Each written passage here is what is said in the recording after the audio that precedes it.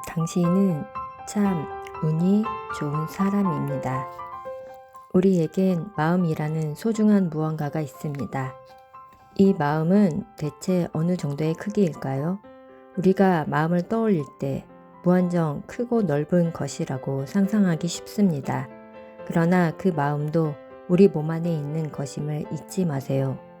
즉, 마음은 사람의 육체보다 크지 않습니다. 인간의 몸 안에는 심장, 허파, 간 등 다양한 장기가 있습니다. 마음도 그런 장기들과 마찬가지로 신체 내부에 있으므로 혼자 큰 공간을 차지할 수는 없겠지요. 그것으로 미루어 볼 때 마음은 아마 컵 하나 정도의 크기일 것입니다. 그리고 마음이라는 컵 안에는 물이 들어 있습니다. 이 물을 인간의 마음 그 자체라고 생각해 보면 어떨까요? 그렇다면 성격이나 인간성은 아마 이 물에 의해 결정될 것입니다. 마음의 컵에 깨끗한 물을 담은 사람은 푸른 하늘처럼 상쾌한 인간성을 갖고 있겠지만 뿌연 물을 담고 있는 사람은 마음이 어둡고 칙칙할 테니까요. 사실 대부분의 사람들은 마음의 물이 깨끗한 채로 살아가지 못합니다. 자신이 혹은 주변 사람들이 혼탁한 물을 컵 안에 자꾸 흘려 넣기 때문입니다. 혼탁한 물의 대표적인 예는 스스로를 탓하는 말입니다. 나는 정말 한심해. 뭘 해도 제대로 되는 게 없어. 휴, 난 왜 이렇게 돈이 없을까? 다른 사람에게 듣는 말도 마찬가지입니다. 넌 왜 그렇게 공부를 못하니? 또 중간에 포기하는구나. 넌 정말 한심해. 선생님이나 부모님이 내뱉는 이런 질책도 마음의 물을 점점 흐리게 만듭니다. 우리 마음의 컵에는 물이 가득 채워져 있습니다. 스스로를 향해 말하거나 주변 사람들의 말을 귀에 담을 때 물방울이 하나씩 이 컵에 똑똑 떨어집니다. 그러다가 어느새 흘러 넘치게 되지요. 이렇게 넘친 물은 표정, 태도, 말, 행동이 되어 그 사람의 성품으로 드러나게 됩니다. 컵의 물이 더럽다면 넘치는 물도 당연히 더러울 수밖에 없습니다. 이런 컵을 지녔다는 건 세상을 삐뚤게 바라보고 언제나 불평만 한다는 뜻이지요. 그러면 사업에 성공하거나 행복한 인생을 보낼 수가 없습니다. 마음의 컵이 더러운 물로 채워져 있는 동안에는 결코 행복해질 수 없습니다. 행복해지기 위해서는 이 더러운 물을 맑은 물로 바꿔야 합니다. 그러기 위해서는 어떻게 해야 할까요?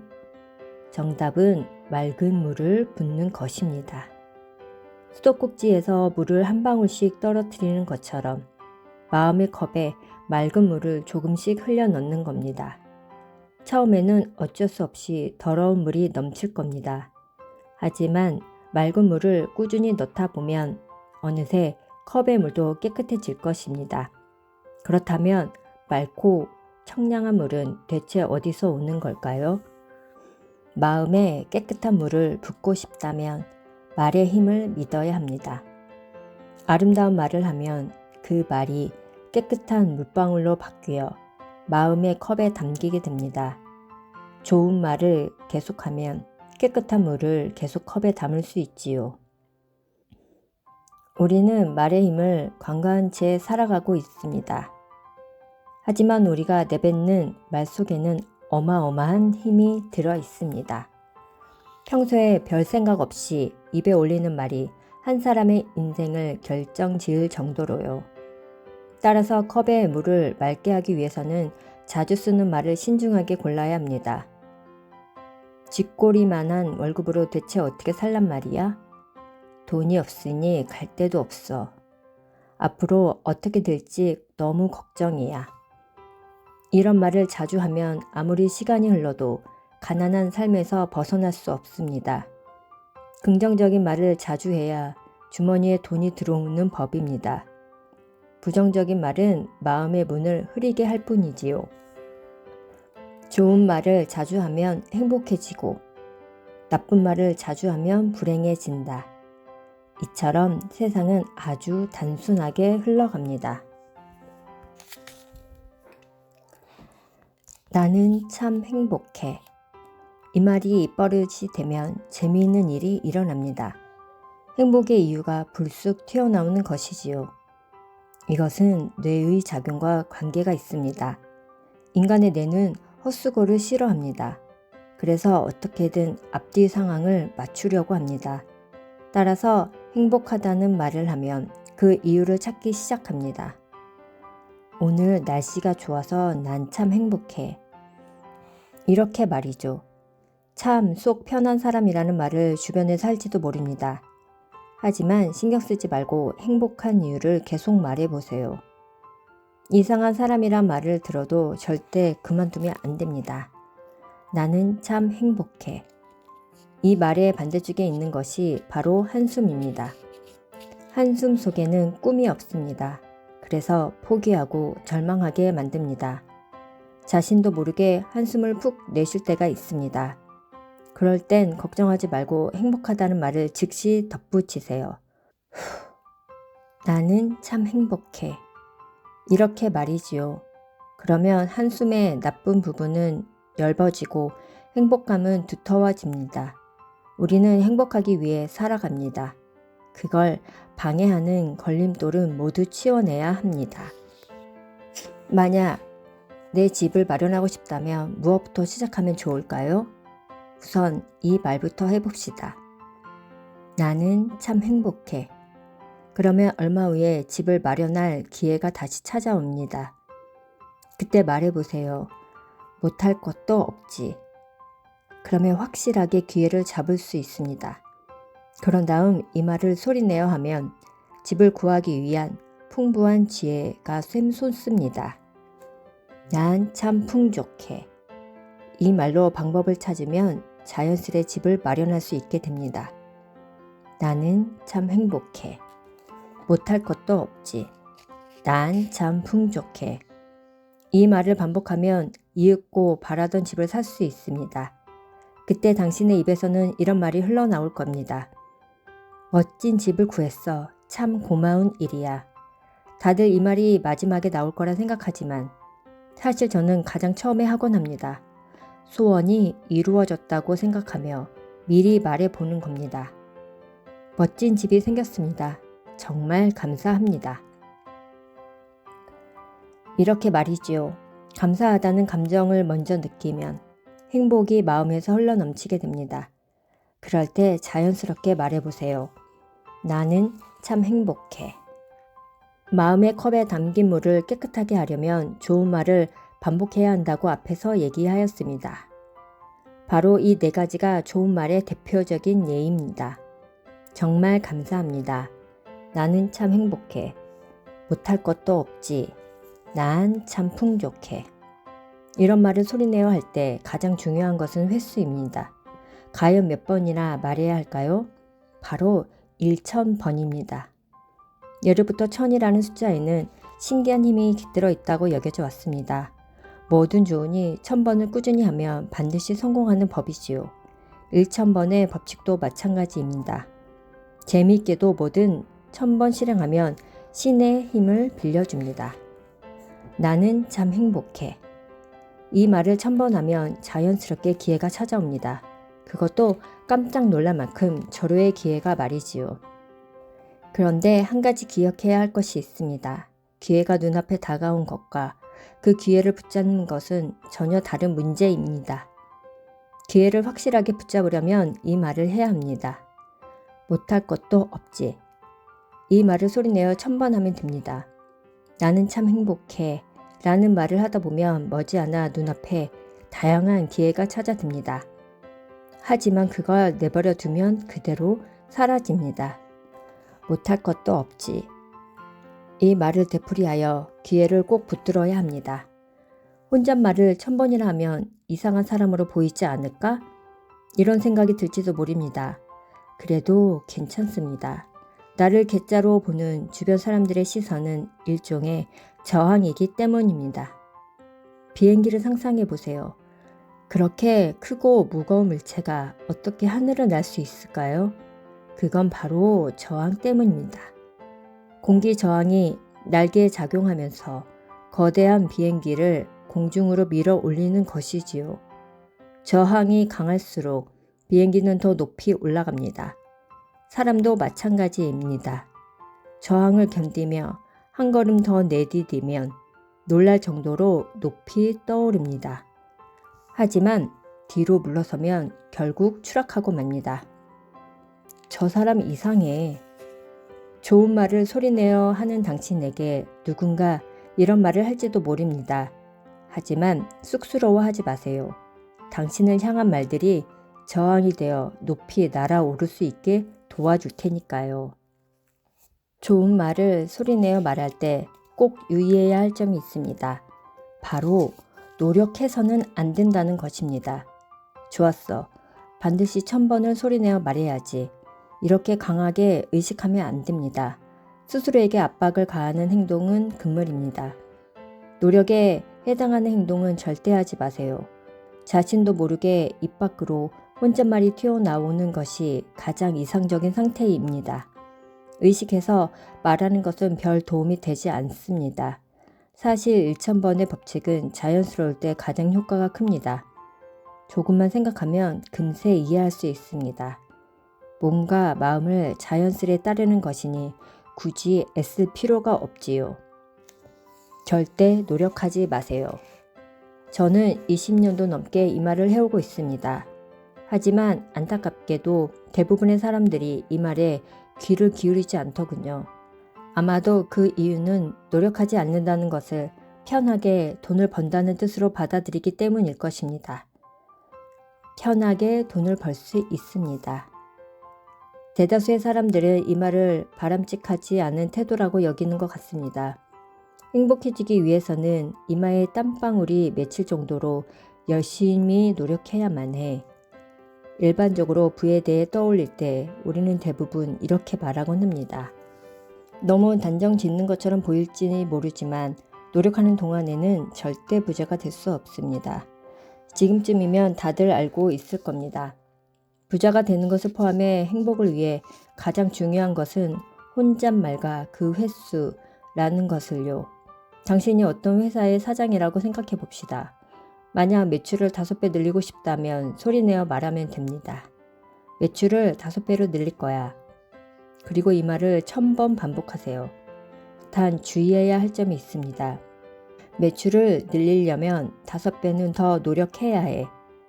이런 말은 절대 하지 말아야 한다는 것입니다. 일반적인 회사라면 이미 최선의 노력을 기울이고 있을 겁니다. 온갖 지혜를 짜내고 직원들도 상당히 애쓰고 있는 상태일 테지요.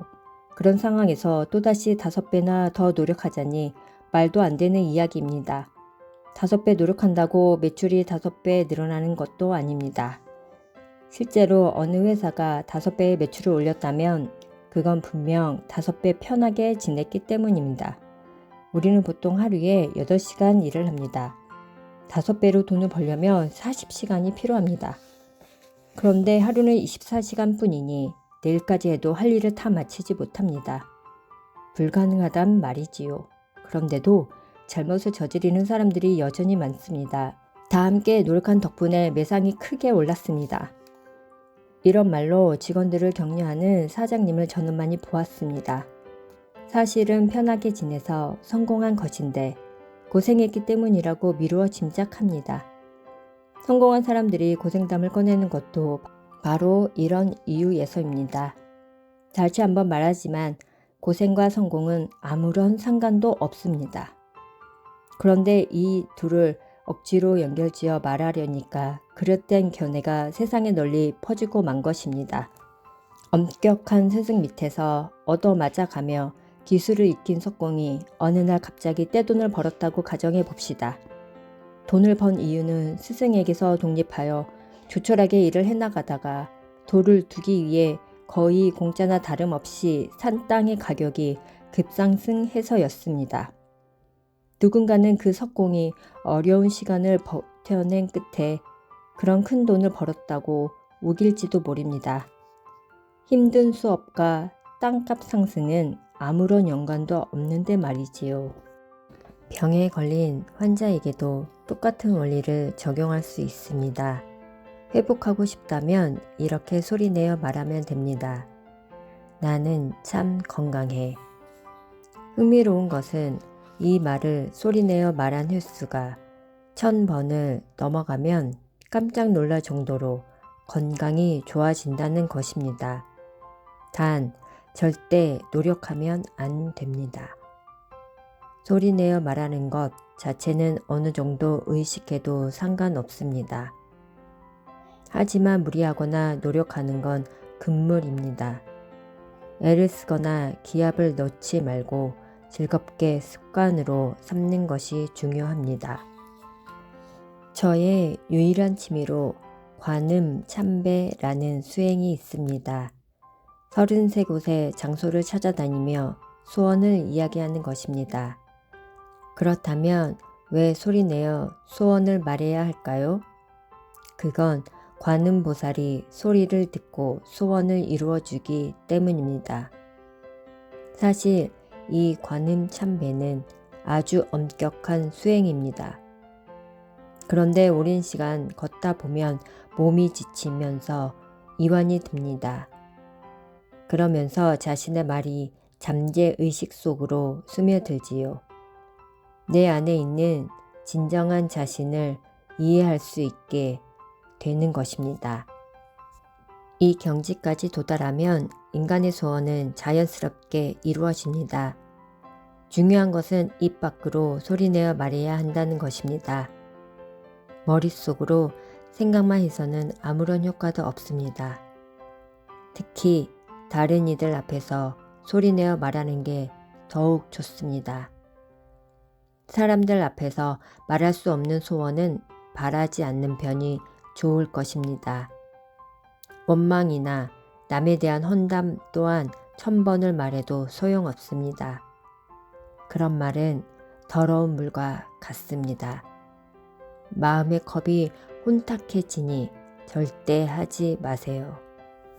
성공하거나 행복해지고 싶어서 노력하게 되는 건 성공한 인물의 방법을 흉내 내려는 마음 때문입니다. 성공한 사람들은 흔히 말합니다. 열심히 노력한 끝에 성공을 이룰 수 있었습니다. 하지만 이것은 진실이 아닙니다. 이런 착각에 사로잡혀 남들에게도 그렇게 말하니 오해가 점점 퍼져나가고 만 것이지요. 성공을 하기 위해서는 노력하면 안 된다고 앞서 말했습니다. 그 말을 바꿔 설명하며 이런 뜻이 됩니다.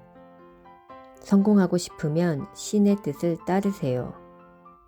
자칫 종교적인 느낌이 들 수도 있습니다. 하지만 결코 그런 의미가 아닙니다. 이 세상에는 우주의 법칙이 있고 우주 만물은 이 법칙에 따라 움직이고 있다는 뜻입니다. 이 세상에는 절대적인 존재가 있습니다. 저는 이 존재를 신이라고 부릅니다. 우주의 법칙은 신이 만든 규칙이라 그에 따라 행동하면 누구든 행복해지고 누구든 성공할 수 있습니다. 반대로 우주의 법칙에서 벗어나는 행동을 하면 금세 불행이 찾아옵니다. 홍수나 가뭄 등 천재지변은 결코 신이 내린 것이 아닙니다. 앞일을 고려하지 못한 인간이 범한 어리석은 실수지요.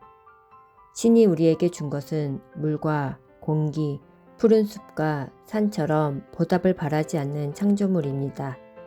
즉 인간은 신의 영역 안에서 신에 의해 살아가는 존재입니다. 잊지 마세요.